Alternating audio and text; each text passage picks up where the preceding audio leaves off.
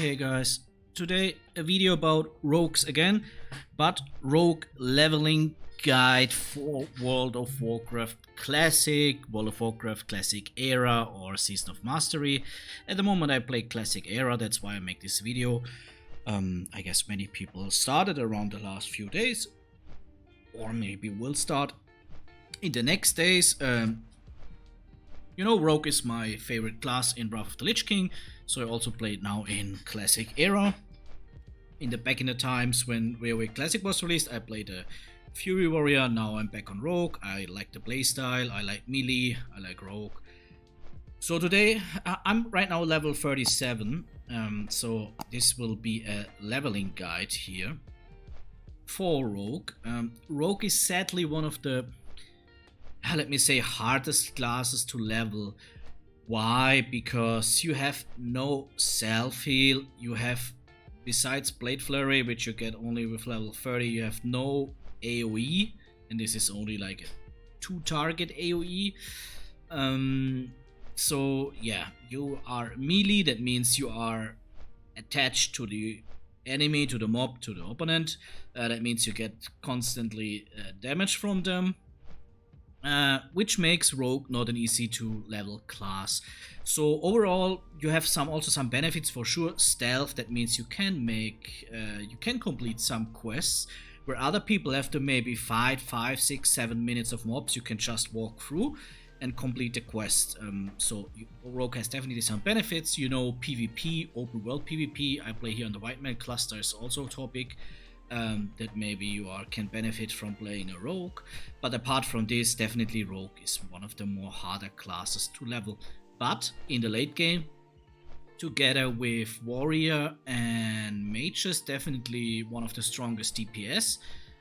So if you want to play a strong melee DPS, but maybe not a Warrior because everybody is playing Warrior, then I can definitely recommend you Rogue. And also if you love PvP on the side. I'm now on the way to Desolate, so I just thought like, hey, let's go quick over it. Let's go quick over this guide. I show you here the build path. We play Combat Rogue. Yes, there is a Hemo build, especially maybe also not bad if you want to play a little bit PvP on the side. But this build, in my opinion, makes only sense when you reach that level to go into Hemo, which is level 30. But so I don't want to recommend you it. If you want to play a Hemo build, you can do it. What we do is the normal standard build. The normal standard build is pretty easy. We go two times into Sinister Strike because that reduces the energy that it needs. We go into Improved Gouge just to go into the next step. Some people like Riposte very much early. If you want to go for it early, it's definitely fine, but then you have to respec later on, so I would not recommend it. You go just into Precision. Then you go 2 times into this because Sprint and Evasion are awesomely strong. Sprint can help you to survive a situation. Sprint is helping you every 3.5 minutes with that cooldown to be a little bit faster, especially in the leveling process, not a bad thing.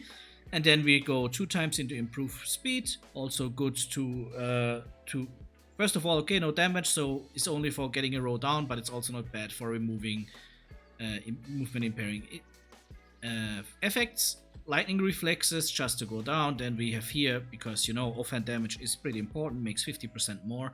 That's a pretty good one. And then we go into Blade Flurry. That makes us that means that we are now level 30, which is a pretty important level for Rogue. That leads to a lot of things. With Blade Flurry you can definitely make every 2 minutes engage into 2, or with Evasion up maybe even into 3 mobs. Before you have Blade Flurry, you can also fight 2 mobs, but you always make single target DPS, so you always have to use Evasion or stuns to block a little bit of the damage that is incoming. When you're here at that point, then you have to decide, do you already have only 2 weapons? That means like 2 daggers, 2 swords, 2 fist weapons, definitely not, 2 maces. Then you can go into this because they are very powerful if you can skill into those, because you have those 2 weapons. What I recommend you is buying from the auction house, but we will come to it in a second. Always the best weapon, so I would not recommend you to skill here further before you are decided which weapons you have. So you would skill here 5 points into melees, 2 points here, and then I would say 3 points here, 3 here, 5 here, and then 1 here, and then you can finish his build. For example, with swords, 5 points here, 3 here, 2 here. This is also the combat spec build that you will use for raiding, which makes it so interesting that you can already use it for leveling. Saves you a lot of gold, saves you time that you don't have to respec and stuff like this. So this is the build. Just again, the most important thing is here the start. 2 times Sinister Strike, 3 Gouge, Precision, Endurance, Improved Sprint, 1 here, 5 here, and then into Blade Flurry. For having a good amount of DPS, you still have stuns, you still have your cheap shot, your kidney shot. I don't use it that often, to be honest, so the usual rotation, next topic would be the rotation, is I just engage to the mob, I make 1 Sinister Strike, and then I put a Slice and Dice up for this, just running 9 seconds with 1 point, and then I only spam Sinister Strike and the finisher Eviscerate. Kind of the same I do with Blade Flurry. With Blade Flurry I definitely look that Slice and Dice stays up. If I only put 1 point with Slice and Up, sometimes then Slice and Dice drops when I only fight 1 mob, but that's not really important because then the mob is already around, I don't know, 25% or something like this. So just again, pretty easy rotation. I would not even maybe call it a rotation, but the rotation is Sinister Strike, Slice and Dice, try to keep it up, but not important when you only fight 1 mob, and then Slice and Dice, finisher, Eviscerate. You can use a lot of things for preventing to get a lot of deep damage, like Gouge. You can use a bandage, for example. You can start also the fight with cheap shot into Slice and Dice is also possible. Costs a lot of energy, cheap shot, but it's definitely enough cheap shot, Slice and Dice, and then you have already 2 points up, so that's also a decent start for a fight. But overall, I would not think too much about it. I would go for the easy way that I told you. Leads us to items and weapons, next topic. Pretty easy. You wear whatever you find in leveling. I would not recommend you to buy any gear here, this normal gear, but what I recommend you, and this is now very important, are buying from time to time weapons. Your weapons should be always around the level that you are. Right now you can see is for level 33, for level 31, I'm for level 37. One is a blue, that makes it a little bit stronger. The other one is just a green dagger, which is then now pretty low, to be honest. That means the next level I go to the rogue trainer, that is 38. I will definitely look for new weapons. I would recommend you only to buy, I was lucky here with the drop on the blue. It's a mace and a dagger, as you can see. So always the slow weapon into the main hand, fast weapon into the offhand.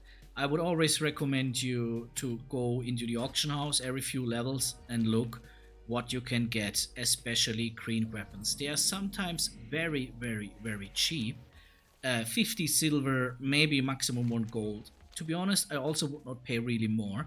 Besides, you have maybe the chance that you can go for 2 swords, because the sword here is very strong. And the sword thing would be also the one that you are used later on for raiding. Yeah, you can also raid with daggers. You cannot raid with maces because the stun is not working on boss fights. But yeah, that's another topic. Maces could be very strong for leveling. Yes, maces are very strong for PvP in that case, especially open world PvP, and especially on the leveling process. But okay, what is very important, I think, is level 20 when you get the poison quest, because poisons are a good amount of your DPS. For sure a little bit depending on the procs that you get or how often it procs, but I would say it is between usually around 10-15% of my damage when I fight a mob. Yeah, for sure, one time, sometimes it procs only 1 time, then it's more around 5% of my damage. But if it procs 2 or 3 times, 4 times, and that can definitely happen, then it's around 10-15% of my damage, which is pretty good overall in my opinion. You get at quest level 20, should be always around your rogue trainer or at exactly at your rogue trainer, and then for the horde is at barons, for the for the Alliance is in Westfall. Pretty important here. Professions next. So definitely, if you want to raid or play PvP on a high level, you need engineering. Engineering fits pretty good together with mining, for example, but also in the leveling process where you need more gold. You can go for mining and herb, what I did, and then later on skill the engineering up when you have more time to do that. What else? So what is another very important profession is first aid. You should always have that very close to max level, because you will need a lot of bandages as a rogue, as every melee, to be honest. So very important. And cooking could be also helpful in the first levels, especially maybe before you have your mount, because you want to save a lot of money, a lot of gold. As you can see here right now, I have 79 gold. That's pretty good on level 37. So for me, that will definitely work out. But if you maybe respec 1 or 2 times, if you buy a lot of weapons, if you don't be lucky with 1 or 2 good weapon drops, then you maybe are spending 10, 15 more gold than me. And then, yeah, the cooking could be helpful, because you can buy food. You can get food from mages. You can buy food at all the innkeepers. But the food is not expensive, but also not super cheap. So depending on your level, that could be a decent amount of gold or silver that you have to spend on the food. But yeah, it helps you on the leveling speeds. I always would recommend you to have food with you or bandages. Best is for sure both. Next point, macros. I think macros are definitely not important for leveling. There's only one macro that I use. Sorry, 2 macros that I use. One macro is the start attack. So just on my Sinister Strike, I have the start attack macro. That means if there is a target and I spam Sinister Strike, then it also directly goes into the auto attack mode. And I have my macro for poisons. Macro for poison means I have this here. I have a video in my YouTube channel. You can watch it up. It's working for Wrath Classic. It's working for Classic. I'm not sure if it would work for Dragonflight. I guess no, but yeah, it's working for many different versions of World of Warcraft. And as you can see, if I make left, it also shows me the how many poisons I have. If I press shift, it shows me how many crippling poisons I have. Without shift, it's showing me how many instant poisons I have. When I put left click, it puts on my main hand instant poison. With right click, instant poison on my...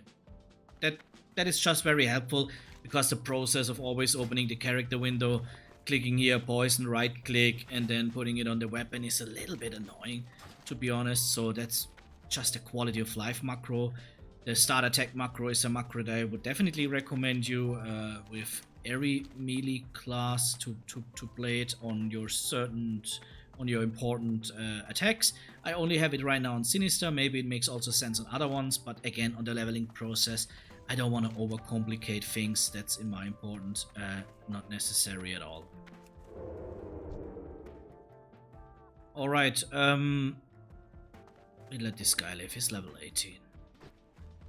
Okay, I think that's are the important things for leveling a rogue in Classic era, Classic Vanilla.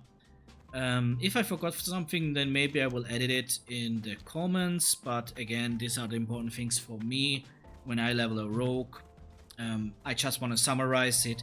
Directly go for the spec that leads into the raiding, especially if you want to raid. Yes, there is a Hemo spec that could also help you with open world PvP, but I cannot recommend it besides you love open world PvP and you don't care about faster leveling. Most important is going down to Blade Flurry. If you are down to Blade Flurry, I would recommend you to go into the Assassination build like I do it here, because if you don't have 2 weapons of those daggers, swords or whatever, then it's not pretty good to level into it, to skill into it.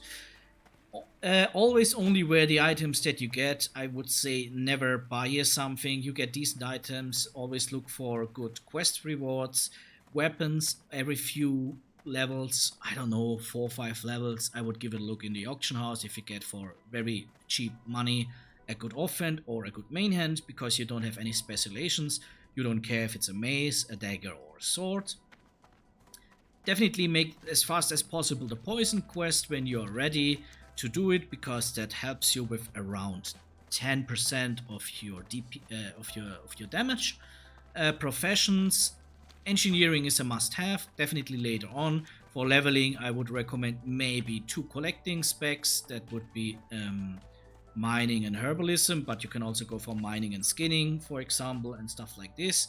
And definitely first aid is important. Cooking could be important. That's a little bit up to you, because it also takes some time.